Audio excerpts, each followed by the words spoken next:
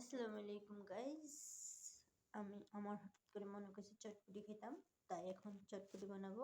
চটপটির জন্য আমরা নিয়েছি একটা লেবু, কাঁচামরিচ, শসা, পেঁয়াজ, টমেটো। এগুলো কুচবো, কুচে তারপরে আমরা চটপটি বানাবো। এখন এগুলো কুচবো গাইস।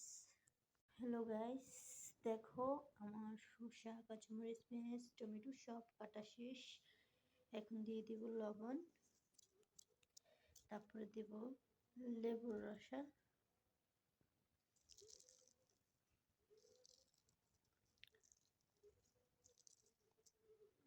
গ্যাস। এবার এগুলোর মাখবো ভালো করে। এবার দেবো সরিষার তেল।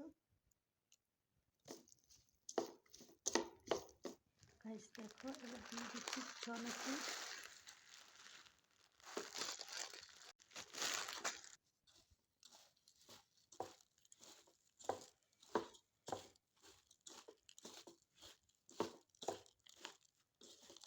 গাইস রেডি হয়ে গেছে আমাদের চটফুটি।